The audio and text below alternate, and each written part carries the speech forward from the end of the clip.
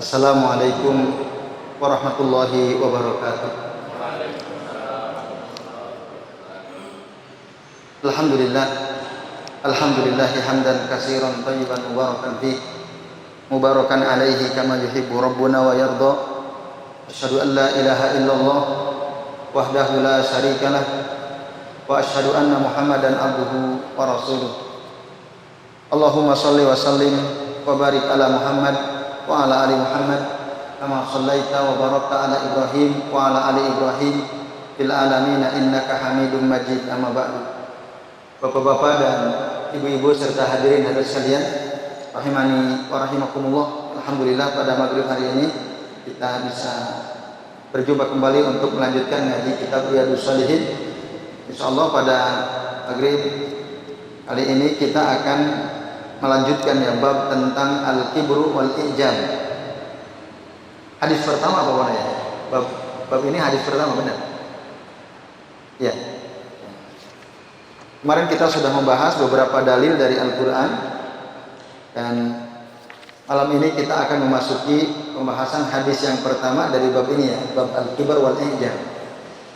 Yaitu hadis dari Abdullah bin Mas'ud radhiyallahu anhu, anin Nabi sallallahu alaihi wasallam, dari Nabi sallallahu alaihi wasallam, beliau bersabda, la yadkhulu al-jannata man kana fi qalbihi misqalu dzarratin min kibrin. Tidak akan masuk surga orang yang di dalam hatinya ada kesombongan sebesar biji zarrah itu. Sebagian ulama tafsir maknanya adalah semut kecil, zarrah. Misqala zarrah itu seberat semut yang sangat kecil. Jadi tidak akan masuk surga orang yang di dalam hatinya ada kesombongan sebesar atau seberat semut yang paling kecil. Kalau Syekh Sulaim bin Id al-Hilali, beliau memaknai makna kata zarrah itu al-juz'u al-mutanaha fil sugar, bagian terkecil, bagian paling kecil dari sesuatu. Al-mutanaha fil sugar, sangat kecil. Jadi saya ulangi ya sekalian. Jadi kata Nabi apa? La yadkhulu al-jannata man kana fi qalbihi misqalu dzarratin min kibrin. Tidak akan masuk surga orang yang di dalam hatinya ada kesombongan, walaupun hanya sebesar zarrah. Zarrah itu semut yang sangat kecil. Faqala rajulun, lalu ada seseorang bertanya kepada Nabi sallallahu alaihi wasallam, inna rajula yuhibbu an yakuna thawbuhu hasanan wa na'luhu hasanah. Ada seseorang yang dia senang memakai baju yang bagus, memakai sendal yang bagus. Nah, apakah itu termasuk kesombongan? Apa jawaban Nabi? Qala innallaha jamilun yuhibbul jamal. Sesungguhnya Allah itu indah dan Allah menyukai yang indah-indah. Allah senang kepada yang indah-indah. Nah, sementara kesombongan itu kata Nabi, al-kibru batarul haqqi wa ghamtun nas. Sombong itu indikatornya dua. Satu, menolak kebenaran. Yang kedua, merendahkan manusia. Itulah al-kibr. Maka kalau ada orang pakai baju, dia senang pakai baju bagus, pakai sendal bagus, itu belum tentu sombong. Belum tentu sombong. Tidak otomatis itu sombong. Kecuali jika memang dalam hatinya ada niat gitu ya, untuk menunjukkan kemewahan dia, lalu kemudian dia merendahkan orang lain. Tentu ini masuk kategori sombong. Tapi hanya sekedar ingin pakai baju bagus, sendal bagus, itu bukan kesombongan. Bahkan nanti Bapak Ibu dan hadirin sekalian, dalam hadis yang lain Rasul mengatakan sesungguhnya Allah itu senang melihat ada tanda-tanda nikmat yang Allah berikan kepadanya. Jadi Allah senang melihat seseorang yang menunjukkan kalau dia itu diberi nikmat oleh Allah Ta'ala. Dengan cara apa? Pakai bajunya rapi, celananya rapi, sendalnya rapi, itu Allah senang. Berarti dia menunjukkan kalau dia itu telah mendapatkan nikmat dari Allah Subhanahu wa Ta'ala. Itu. Jadi bedakan antara sombong dengan keinginan untuk memakai sesuatu yang bagus. Bagus belum tentu mahal ya kalian. Ini Bapak Ibu dan sekalian ya. Maka apa yang kita bisa ambil dari hadis ini, tanda tawaduknya seseorang itu ketika dia menunjukkan kerendahan dirinya di hadapan Allah Subhanahu wa Ta'ala, taat tunduk kepada Allah Subhanahu wa Ta'ala, dan menunjukkan kehinaan di hadapan Allah Subhanahu wa Ta'ala, di bawah ketaatan kepada Allah Subhanahu wa Ta'ala. Nah, itu orang yang tawadu ya, lawannya adalah sombong tadi. Berbeda dengan orang yang sombong. Orang sombong itu ya, orang yang menghinakan tadi makhluk ya, orang lain, lalu membanggakan dirinya di hadapan orang lain tadi, wa yatakabbaru alaihim wa kafa bidzalika qubhan. Itu sudah cukup buruk apabila dilakukan oleh seseorang. Adakah sesuatu yang lebih buruk? Fa ayyu syai'in akbahu min takabburil abdi ala abdi mislihi. Kata Syekh Sulaim bin Al-Hilali. Apakah ada sesuatu yang lebih buruk daripada orang yang sombong, seorang hamba yang sombong kepada hamba lain yang sama dengan dirinya? Jawabannya tentu tidak ada. Itu seburuk-buruk orang. Dia sombong kepada sesama hamba Allah Subhanahu wa Ta'ala. Nah, Bapak Ibu sekalian, ini ya. Jadi kesombongan itu adalah suatu sikap yang tercela. Maka bahkan tadi akibatnya orang yang sombong itu dia tidak akan masuk surga. Man kana fi qalbihi misqalu dzarratin min kibrin. Nah, sementara kalau kita berpenampilan bagus, rapi, pakaiannya terlihat bagus, sendalnya bagus, laisa minal kibri, itu bukan dari kesombongan. Selama dia tidak ujub gitu. Nah, ini Bapak-bapak dan Ibu-ibu serta adik sekalian, azan ya Allah wa iyyakum. Tapi nanti ada dalam hadis riwayat Imam Bukhari yang termasuk sombong adalah orang yang memanjangkan kainnya melebihi mata kaki. Itu dianggap sombong. Walaupun memang ada beberapa riwayat, misalnya ada salah satu riwayat, man jarra saubahu khuyala lam yanzurillahu ilaihi yaumal qiyamah. Barang siapa yang memanjangkan kainnya khuyala, khuyala itu dalam keadaan sombong, lam yanzurillahu ilaihi yaumal qiyamah. Allah tidak akan melihat dia kelak nanti pada hari kiamat.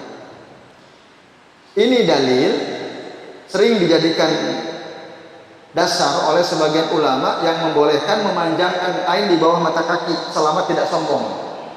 Yang enggak boleh itu adalah kalau sombong.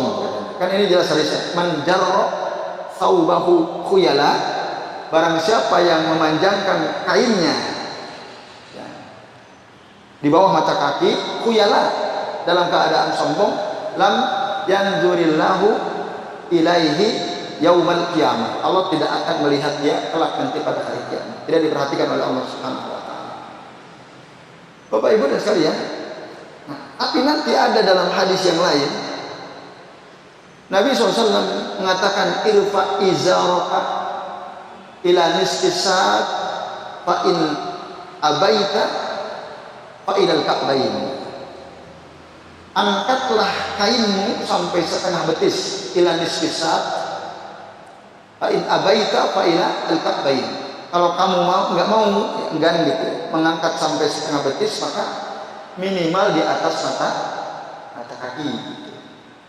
Itu kata Nabi dalam hadis sahih yang lain. Lalu kemudian dikatakan iyyakum wal isbal, dalam hadis riwayat Abu Daud ya. Jauhilah oleh kalian isbal. Isbal itu apa? menutup mata kaki ya, memanjangkan kain menutup mata kaki. Iyyakum wal isbala, jauhi oleh kalian bersikap isbal, fa innahu makhilah, karena isbal itu adalah bagian dari kesombongan. Itu kata Nabi dalam hadis yang lain, fa innahu minal makhilah, sesungguhnya isbal itu bagian dari kesombongan. Jadi kalau ada orang saya isbal, saya nggak sombong. Justru ketika kita isbal, itulah kita sombong. Itu yang kita bisa pahami dari hadis terakhir tadi. Ini bapak-bapak dan ibu-ibu serta sekalian.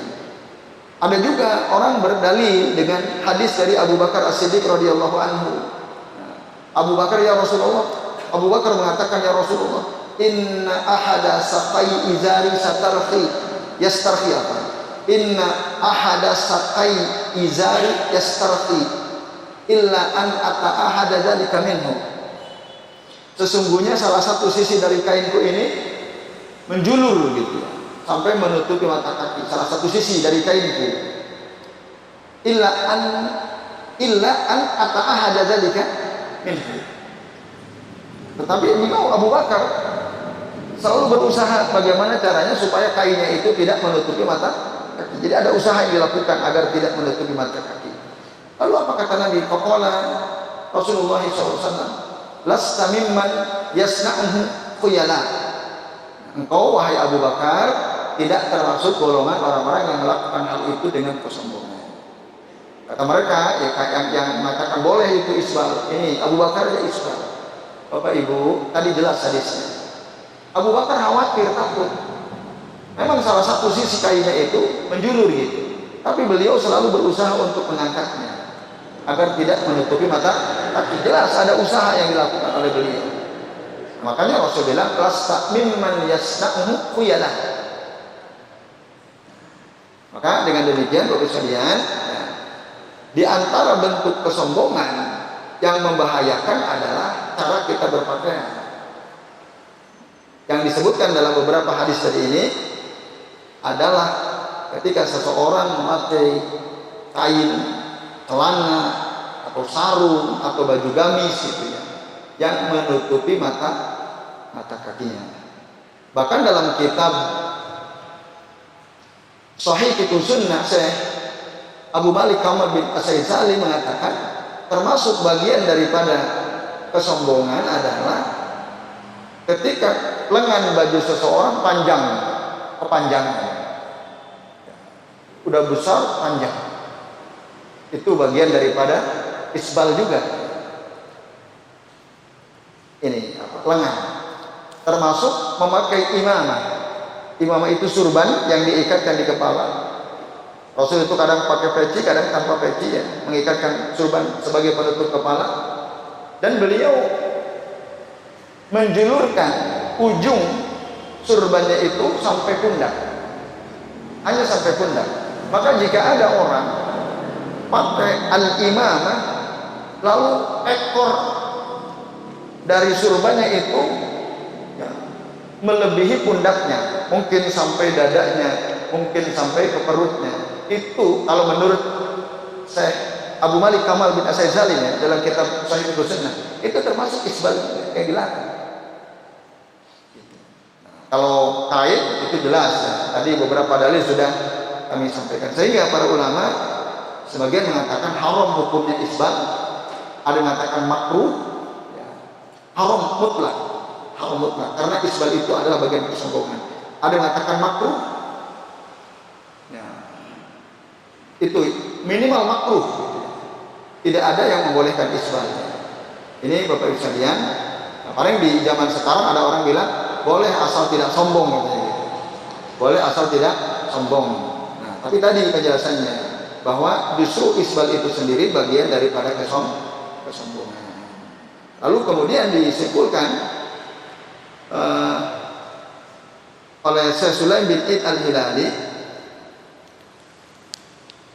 bahwa orang yang isbal itu man fa'ulima min hadza anna italata thawbi duna al-ka'bain huwa al-khuyala. Diketahui dari sini bahwasanya memanjangkan kain dunal ka'bain di bawah mata kaki itu huwa al-khuyala, itu ada kesombongan. Wa huwa yastahiqul uqubah fid dunya wal akhirah, maka orang tersebut layak di azab oleh Allah Ta'ala baik di dunia maupun di akhirat. Yastahiqul uqubah fid dunya wal akhirah. Itu kata Syekh Sulaim bin Al-Hilali rahimahullah. Lalu kemudian beliau katakan yang terakhir, kata beliau, al-kibru minad dzunub al-'azimah allati tastahiqu adabullah allati tastahiqu adabullah fid dunya wal akhirah.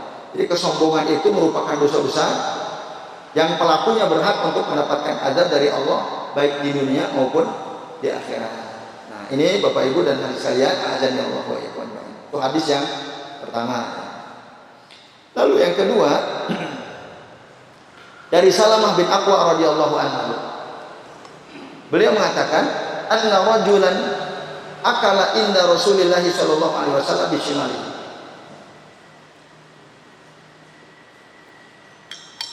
Sesungguhnya ada seseorang yang dia makan di samping Rasul sallallahu alaihi wasallam dengan tangan kirinya, makannya dengan tangan kirinya. Faqal, lalu Rasul mengatakan pada orang tersebut, kul biyaminik, makanlah engkau dengan tangan kananmu. Lalu orang ini bilang, la astati, saya nggak bisa makan dengan tangan kanan, kata dia. Lalu Nabi katakan, lastata'ta, kamu nggak bisa, kata Rasul.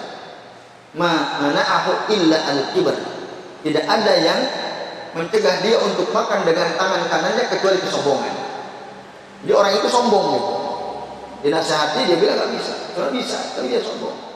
Maka apa yang terjadi? Qul fama rafa'aha ila fi.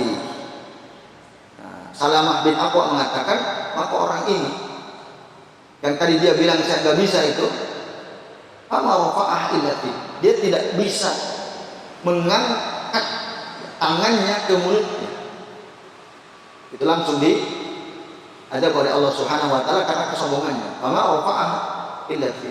Dia nggak bisa makan sampai, bahkan dia nggak mampu mengangkat tangannya sampai ke mulutnya. Hadis riwayat Muslim. Nah, ini Bapak sekalian, jadi kesombongan yang langsung dibalas oleh Allah Subhanahu wa taala di dunia. Nah, ini jadi ada orang yang, maka tadi disebutkan bahwa kesombongan itu merupakan dosa besar yang pelakunya dia berhak mendapatkan adab Allah Ta'ala baik di dunia maupun di akhirat. Ini bahayanya al-kibr, ya, kesombongan Bapak Ibu dan hadis sekalian, azan ya Allah wa iyyakum. Nah, kemudian dalam hadis yang berikutnya dari Harisah bin Wahab radhiyallahu anhu, dia mengatakan, sami'tu Rasulullah sallallahu alaihi wasallam, aku mendengar Rasulullah sallallahu alaihi wasallam bersabda, ala ukhbirukum bi ahlin nar, mau tidak kalian ku kasih tahu tentang penduduk neraka itu? Sebelum dijawab oleh sahabat, Rasulullah langsung menerangkan bahwa penduduk neraka itu adalah kullu utulin jawazin mustakbir, setiap orang yang kejam, orang yang rakus, dan orang yang sombong. Nah, itulah tanda-tanda orang yang akan masuk neraka. Penduduk neraka itu orangnya ketika dia hidup di dunia kejam, rakus, dan apa tadi? Mustakbir, sombong. Jadi kesombongan itu luar biasa buruknya. Banyak dalil yang menerangkan tentang bahaya kesombongan, dan diantaranya ini. Jadi orang yang sombong itu, ini hadis muttafaqun alaih, dia merupakan sifat ahli neraka. Makanya iblis juga ya, dia ditetapkan oleh Allah Subhanahu wa taala akan berada di neraka selama-lamanya karena tidak mau diperintah oleh Allah, tidak mau taat kepada Allah untuk sujud kepada Allah. Karena apa? Selain karena hasad, kedengkian, juga karena kesombongannya. Nanti dalam satu ayat dikatakan, engkau ciptakan kami dari api, sementara engkau ciptakan Adam dari tanah itu. Jadi dia ngerasa lebih mulia, Adam lebih rendah, maka nggak mau dia bersujud. Nah, maka oleh Allah iblis diusir dari surga, dan dia tidak akan pernah masuk ke surga selama-lamanya. Nah, ini jadi kesombongan itu diantara sifat syaitan atau sifat iblis. Bapak-bapak dan ibu-ibu serta sekalian, azan ya Allah wa iyyakum. Di bawahnya diterangkan lagi, misalnya Kata Nabi dari Abu Sa'id Al-Khudri radhiyallahu anhu, qol ihtajjatil jannatu wan nar, neraka dan surga berdebat, ihtajjat, saling menyampaikan hujah gitu. Faqalatin nar, neraka berkata, fiya al-jabbarun al-mutakabbirun. Ya. Di dalamku adalah orang-orang yang jabbarun, ya. Jabbar, asar al-mutakabbirun, sombong. Jadi mereka itu nanti ada di dalam diriku, kata neraka. Iya al-jabbarun al-mutakabbirun. Orang-orang sombong itu ada di dalam diriku. Surga mengatakan wa qalat al-jannah fiya du'afa'un nasi wa masakinuhum. Ada di dalamku orang-orang lemah, kalangan yang lemah, du'afa wa masakinuhum, dan orang-orang miskin. Lalu kemudian Allah faqadallahu bainahuma, lalu Allah menetapkan ya di antara keduanya ketika mereka berdebat yuk, antara surga dan neraka itu. Lalu Allah katakan innaki al-jannah, sesungguhnya engkau wahai surga, rahmati, engkau adalah rahmatku, arhamu biki man asya'u, aku merahmati denganmu siapa yang aku kehendaki dari hamba-hambaku. Wa innaki an-nar, dan sesungguhnya engkau wahai neraka, azabi, engkau adalah azabku, u'adzibu biki man asya, aku akan mengazab dengan engkau siapa yang aku kehendaki, kata Allah. Likilaikuma alayya mil'uha, ya, untuk kamu berdua nanti aku yang akan memenuhinya. Allah sudah menetapkan surga akan dipenuhi oleh siapa dan neraka juga akan dipenuhi oleh siapa. Hadis riwayat Muslim. Nah, bapak-bapak dan ibu-ibu serta sekalian, ya, hadis ini sesungguhnya pernah ya kita bahas pada bab-bab sebelumnya tentang keutamaan orang-orang lemah. Ya, fadlu du'fatul muslimin. Ya. Kalau kita buka itu ada di hadis 254 ya. Itu pernah dulu kita bahas. Yang di antara kesimpulan pentingnya berdasarkan hadis ini, satu ya, hadis ini secara zahir menunjukkan bahwasanya Allah Ta'ala menjadikan surga dan neraka itu bisa saling berargumen, berdebat gitu ya, bisa bicara. Maka tadi kata Nabi jelas ya, ihtajat al-jannah wan nar, faqalatin nar, nar bicara, faqalatil jannah, surga juga bicara. Itu bisa ngomong. Allah yang menjadikan mereka bisa berbicara. Itu. Lalu kemudian bapak-bapak dan ibu-ibu serta hadis sekalian, azan ya Allah wa iyyakum ajmain. Hadis ini juga menunjukkan bahwasanya Allah telah menciptakan untuk surga itu ada penduduknya. Allah juga telah menciptakan untuk neraka ada penduduknya. Masing-masing nanti akan dipenuhi oleh hamba-hamba sesuai dengan ketetapan Allah Subhanahu wa taala. Dan yang terakhir, hadis ini menunjukkan apa? Jawazu al-munadharah. Boleh kita munadharah itu saling berdiskusi dengan dalil. Berdiskusi dengan ilmu itu boleh. Bahkan wa annaha masru'atun, bahkan itu disyariatkan li izhari al-haq wa izhaqil batil, untuk menunjukkan sesuatu yang hak dan untuk menghilangkan kebatilan. Kan ada orang nggak usah berdebat, ya, mirok berdebat. Berdebat yang dilarang itu adalah berdebat yang tujuannya ingin menang-menangan. Ketika dia menang dia bangga, itu yang dilarang. Tapi kalau berdebat, berargu argumen dalam rangka untuk izhar al-haq itu masuk. Maka dalam ayat yang lain itu wajadilhum billati hiya ahsan. Ud'u ila sabili rabbika bil hikmati wal mau'izatil hasanah wajadilhum billati hiya ahsan. Berdebatlah dengan mereka dengan cara yang bagus. Jadi kalau kita berdebat dalam rangka izhar al-haq wa izhaqul batil, itu masuk. Ada orang dia ngeyel gitu. Sementara yang dia kemukakan itu kebatilan. Tapi dia pintar ngomong, orang bingung gitu. Nah, sementara kita tahu yang hak itu yang mana, kita tahu juga dalilnya, udah kita antar saja orang itu. Kita debat dia dengan dalil supaya kebenaran nampak. Nah, itu masuk yang seperti itu.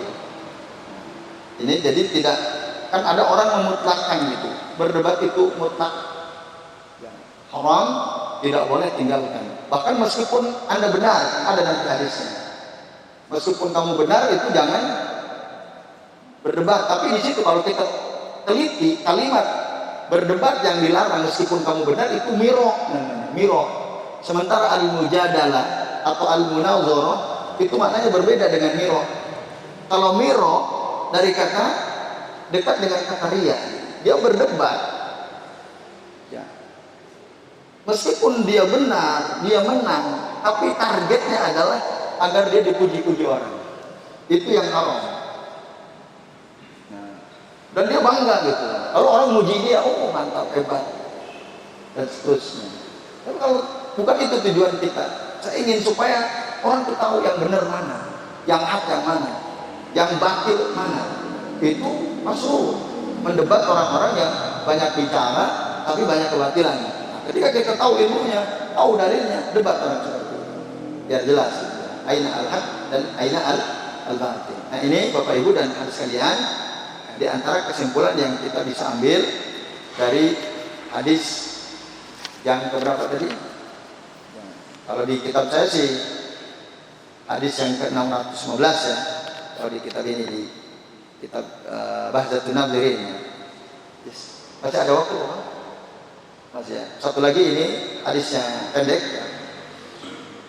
Dari Abu Hurairah radhiyallahu anhu, dia mengatakan anna Rasulullah sallallahu alaihi wasallam la yanzurullahu yaumal qiyamati ila man jarra izarahu batara. Hadis riwayat Al-Bukhari wa Muslim. Allah tidak akan melihat kepada orang yang memanjangkan kainnya karena sombong. Man jarra izarahu batara. Batara itu kibra ya, karena sombong. Nah, tadi udah disinggung ya sekalian. Jadi di satu sisi memang hadisnya bunyinya gini ya, ada kesan yang diajak oleh Allah itu adalah orang yang memanjangkan kainnya karena sombong. Ada kesan seperti itu. Ketika Bapak Ibu mendengar hadis ini, itu enggak kesannya? Yang dipahami begitu ya? Kan saya ulangi ya hadisnya. Allah tidak akan melihat ya pada hari kiamat kepada seseorang yang memanjangkan kainnya karena sombong. Berarti sebagian orang lalu berkesimpulan, berarti kalau dia memanjangkan kainnya tidak sombong, boleh atau tidak? Ada kesan seperti itu kan, mafhum yang kita bisa tangkap seperti itu. Berarti boleh gitu. Nah, sehingga nanti ada seorang mengatakan begitu. Yang penting jangan sombong gitu. Yang dilarang itu ya karena sombongnya itu. Nah, tapi tadi dalam hadis yang lain, bahkan dalam hadis Bukhari, ma asfala minal ka'baini minal izar fafinnar. Apa yang ada di bawah mata kaki dari kain, maka dia ada di neraka. Di situ enggak disebut kata-kata sombong, disebut secara mutlak. Nah, ini artinya apa? Sombong atau tidak sombong, pokoknya siapa saja yang kainnya di bawah mata kakinya, maka dia di neraka. Itu yang bisa kita tangkap maknanya dari hadis riwayat Imam Bukhari. Ditambah lagi tadi hadis riwayat Abu Dawud, iyyakum wal isbal fa innahu minal maqilah. Jauhi oleh kalian isbal karena dia bagian dari kesombongan. Bahkan dalam kitab Sama'il Muhammadiyah karya Al-Imam At-Tirmidzi, di sana disebutkan waktu itu ada seorang sahabat memakai kain murah, jelek kainnya itu. Nah, lalu Nabi berjalan di belakang si sahabat yang memakai kain, baginya jelek, kainnya jelek. Lalu disentuh oleh Nabi SAW, si sahabat ini. Kemudian dia nggak tahu siapa dia. Pas nengok, ternyata Rasulullah SAW. Lalu Rasul ingatkan, jangan isbal kata Rasul. Lalu si sahabat ini bilang, ya Rasul, Ini kan cuma kain jelek. Ini cuma baju jelek, kain jelek. Kata Rasul, jangan Islam.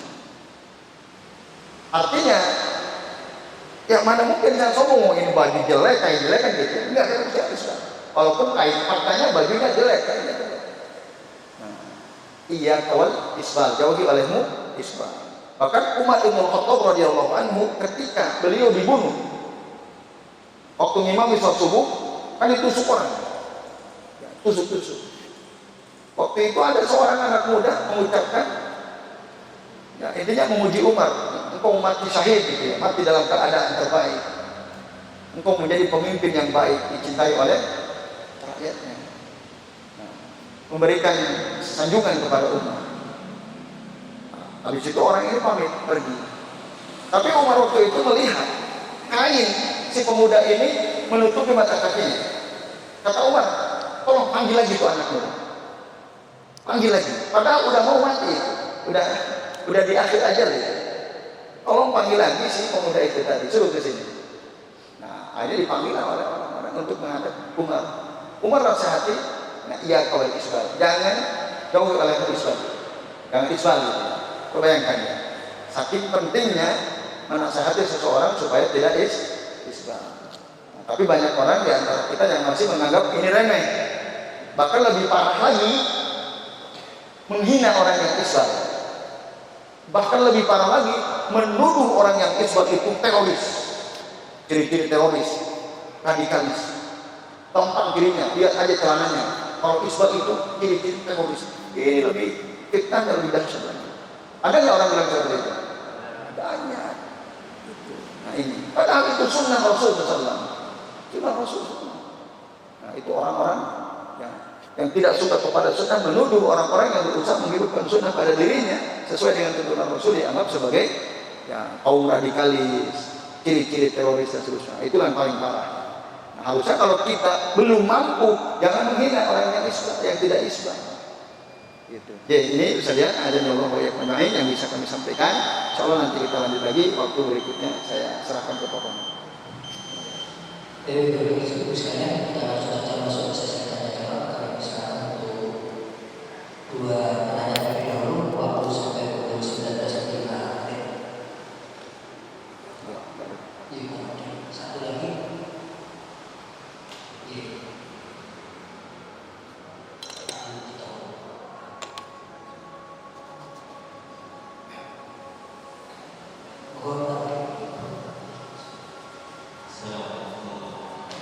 Waalaikumsalam warahmatullahi wabarakatuh. Saya ingin mengundang ya terkait dengan hadis Nabi yang mengatakan bahwa kain di mata kaki itu sombong. Ya. Sekarang ini sedang banyak yang viral itu mengatakan bahwa itu Apa? tidak masuk akal. Oh ya. Kain di bawah mata kaki. Kok masuk neraka? Itu nggak masuk akal katanya. Ya. Kemudian juga ada juga yang menghina seperti yang saya katakan tadi bahwa karena tidak masuk akal itu orang yang isbal yang Menjauhi isbal.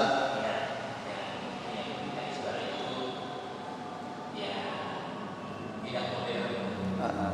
Maka bolehkah saya berdasarkan definisi sombong, bahwa sombong itu adalah menolak kebenaran dan meremehkan manusia lain. Maka sebetulnya orang-orang yang menolak isbal itu, yang meremehkan orang yang tidak isbal yang menolak Islami, maka sesungguhnya dia itu sombong.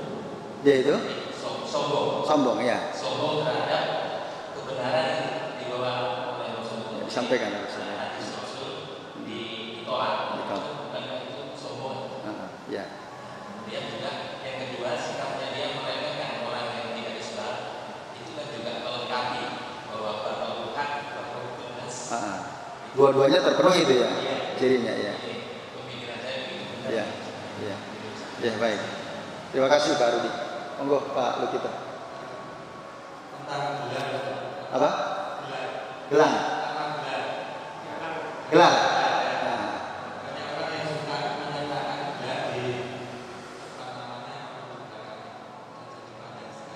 Gelar akademis ya.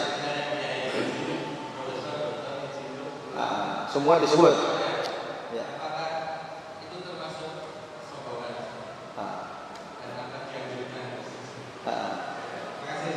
Ya. Gimana kalau ada satu lagi? Boleh? Ya. Oh. Nanti waktunya cukup cuma 10 menit ya Ustaz ya. Ya, ya. Waalaikumsalam warahmatullahi wabarakatuh.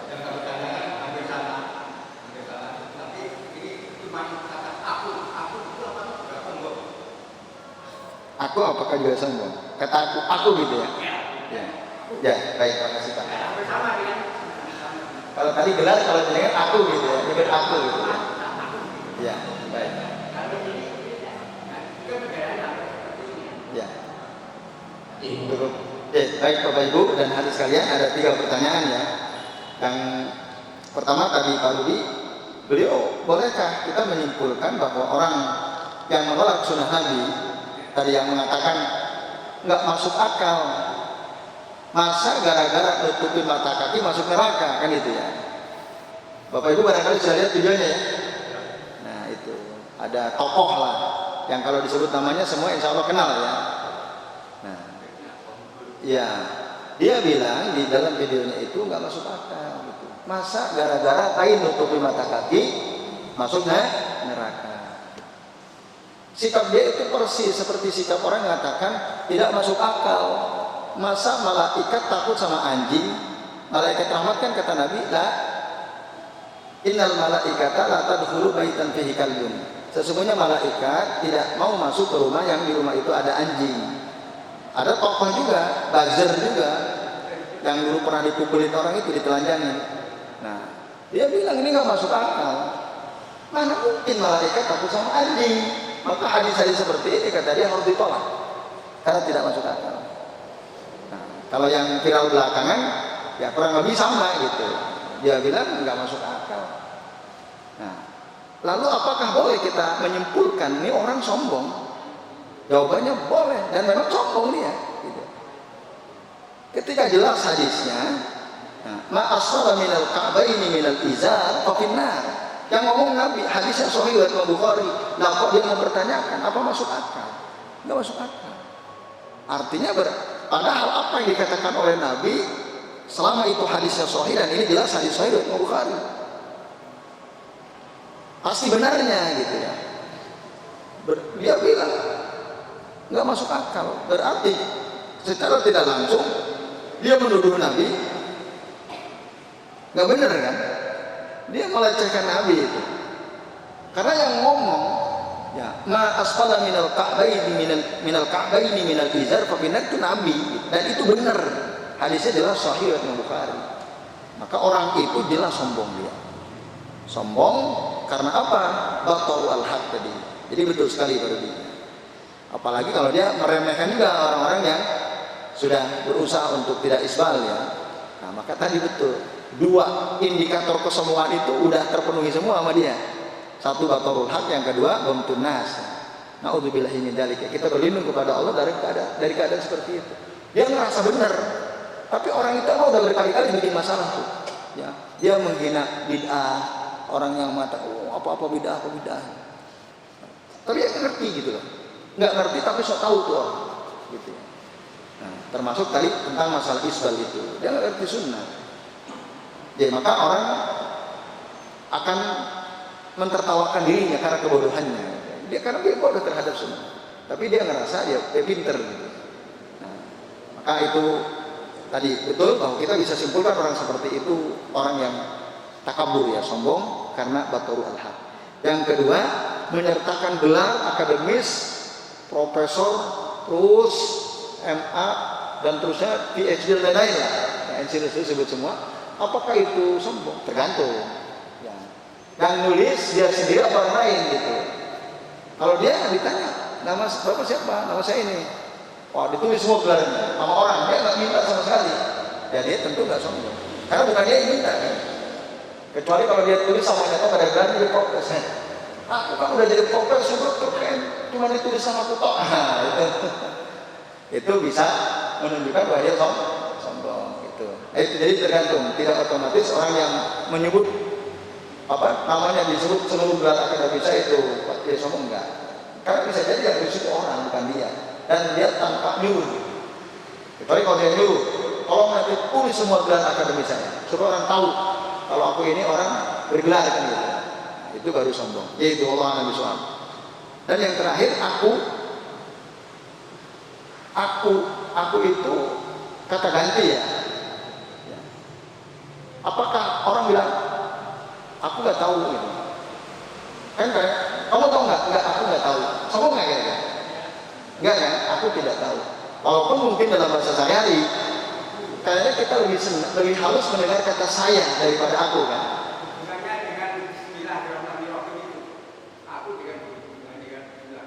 Gimana maksudnya? Hubungan? Aku dengan Bismillahirrahmanirrahim. Itu ada suatu perbedaan ada cek. Bagaimana aku enggak itu apa? Ya tadi belum tentu orang yang mengatakan aku itu sombong itu belum tentu. Tinggal tadi tergantung waktu dia ngomong aku sikapnya seperti apa. Misalnya orang mau makan tidak bismillah kan seakan-akan aku. Oh gitu. Ya. Ya. Kalau dia ngerasa misalnya korun itu ketika dia innama utituhu ala ilmin indi kan gitu. Kan orang semua orang awam itu kagum gitu dengan kekayaan korun kan, hartanya banyak, bahkan mereka berharap bisa seperti korun. Ketika ada orang bertanya bagaimana bisa hartamu sebanyak itu, dia bilang innama utituhu ala ilmin indi, sesungguhnya aku mendapatkan kekayaan itu karena aku punya ilmu, karena ilmuku gitu. Dia lupa bahwa kekayaan dia, harta dia yang banyak itu dari Allah Subhanahu wa Ta'ala. Tapi dia bilang innama utituhu ala ilmin indi, sesungguhnya aku dapat ini semua karena ilmuku.